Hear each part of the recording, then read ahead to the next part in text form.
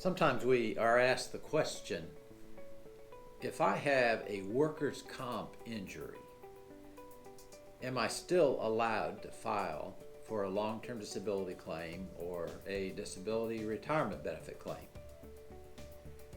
And the answer to that question is you certainly should check, because it may be possible to proceed with both claims, or three claims, in fact. Let me tell you an example here. There's a fellow named Ed, and he worked in a sawmill. And of course, we all know sawmills have these big blades and saws that slice up timber pretty quickly and neatly. And Ed was in an older sawmill, a lot of older equipment in it. As he was working, some of his co-employees were goofing around a little bit and hitting each other and just kind of messing around. Ed wasn't. And as Ed was working on his machine, his hand slipped, and the blade to protect him from the saw, unfortunately, had been altered, and Ed's hand went into the saw, and it mangled up his hand. Of course, if the employer has more than 5 employees, that's a workers' comp claim. And if they have the workers' comp insurance in place, of course, and that's required by law.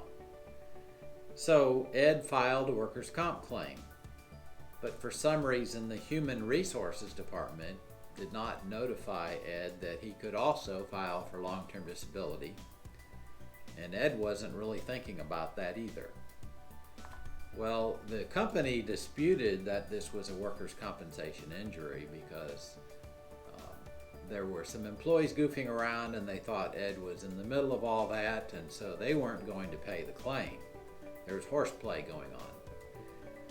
Well, depositions were taken, and in the deposition, the defense attorney asked Ed if he had filed a claim for long-term disability.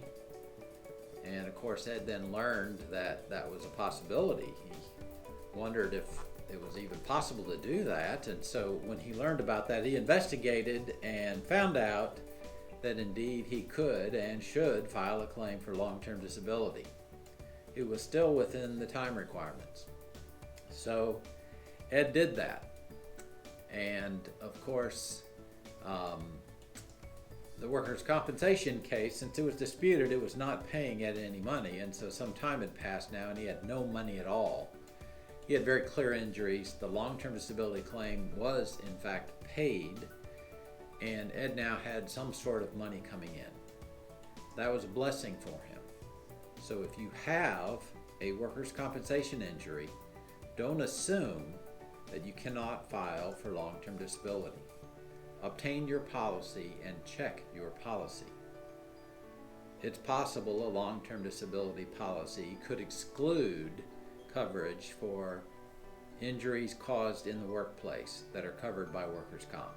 That is possible, but many of them do not. It's possible a disability retirement benefit could be in place in connection with a pension or other type retirement benefit, and it may not exclude workers' compensation injuries. So it's possible to proceed with those claims, and they can be a blessing by providing some financial support for you while you're waiting on the workers' compensation claim to resolve. Now, there is one caveat, and that is there often are offsets nonetheless. So if the long-term disability claim has a provision offsetting any money you receive for workers' comp, you will have to keep that in mind.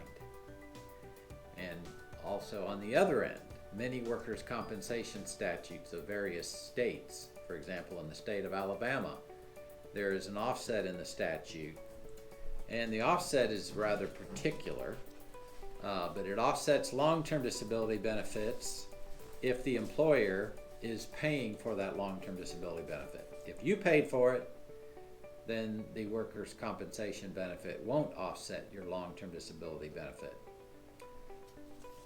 If the employer paid part or all, then there will be some offset.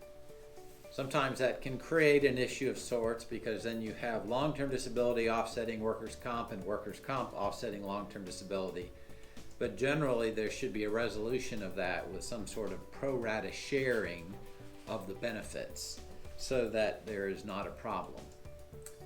So if your HR department tells you, no, you have workers' comp, you can't file long-term disability, ask to see the plan document and read it. Read what the plan document says. You should even obtain the short-term disability plan document and read what that says, because it could provide the support you need in a very difficult situation. Thanks.